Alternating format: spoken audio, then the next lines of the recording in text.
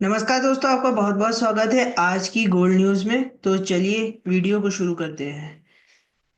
तो वीडियो को शुरू करने के पहले मैं बता देता हूँ, जैसे कि आज महावीर जयंती है, तो सबसे पहले हमारे जितने भी व्यूअर्स हैं उनको महावीर जयंती की बहुत बहुत शुभकामनाएं। तो इसीलिए आज इंडिया का जो बाजार है वो बंद है।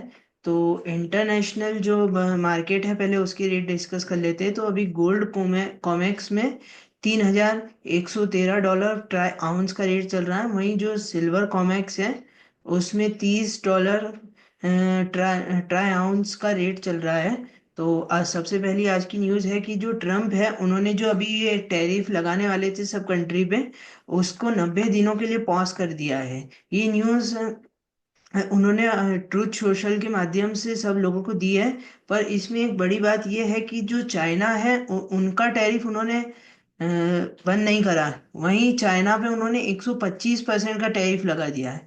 और जो डोनाल्ड ट्रंप है उन्होंने ट्रूथ सोशल पे जो ये ट्वीट करा उसके माध्यम से बोला है कि जो चाइना है वो बाद में इसके लिए पछतावा करेगी कि हमने क्यों यूएस के साथ बातचीत नहीं करी और टैरिफ पे डिस्कशन नहीं करा।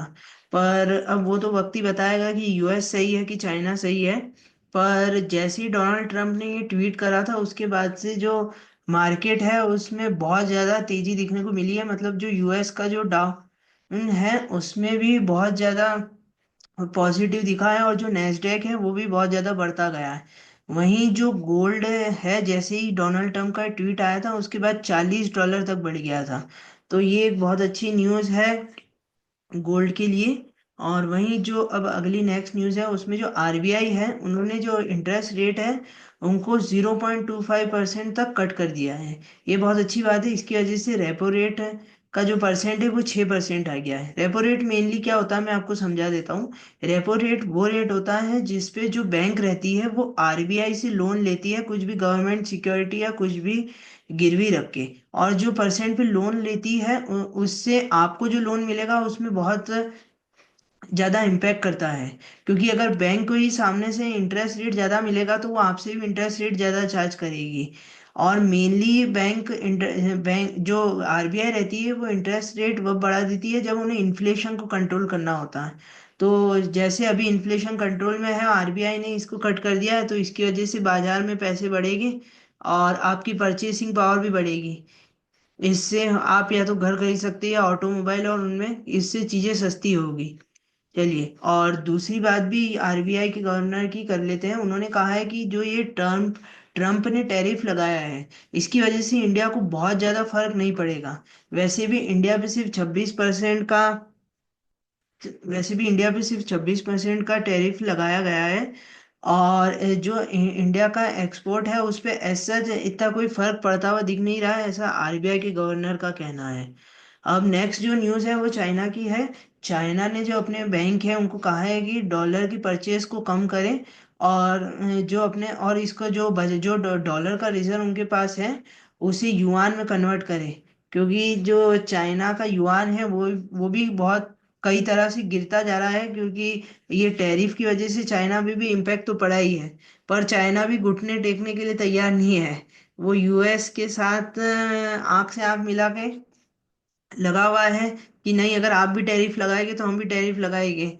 और आपको पता ही है इसकी वजह से गोल्ड और सिल्वर पे इसका कितना बड़ा इम्पैक्ट होता है। पर अब ये तो वक्त ही बढ़ता आएगा। मुझे लगता है चाइना को इस ऐसा इतना फर्क नहीं पड़ेगा, क्योंकि चाइना ने अपने खुद को एक प्रोडक्शन हब बना लिया है।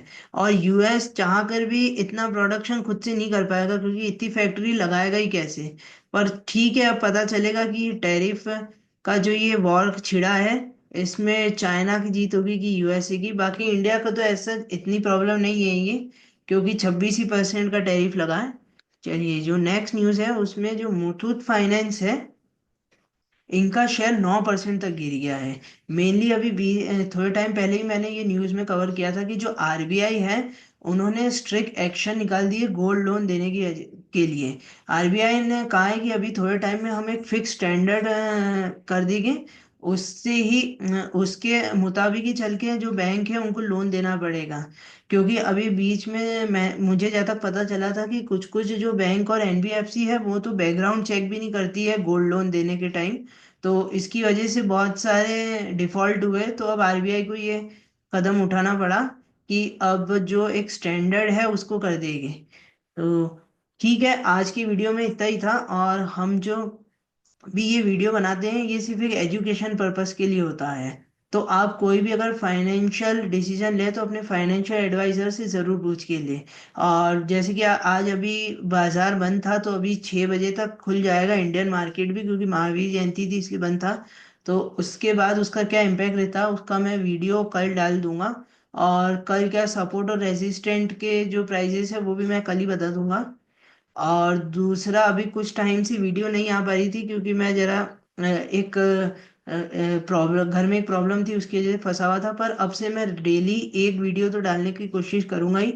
और ऐसे ही आप मुझे सपोर्ट करते रहिए और चैनल को सब्सक्राइब करिए और बेल आइकन को भी प्रेस कर दीजिए, ताकि जब भी मैं वीडियो डालूं या कोई भी अपडेट डालूं तो आपको जल्दी मिल जाए। ठीक है, थैंक यू फॉर वॉचिंग।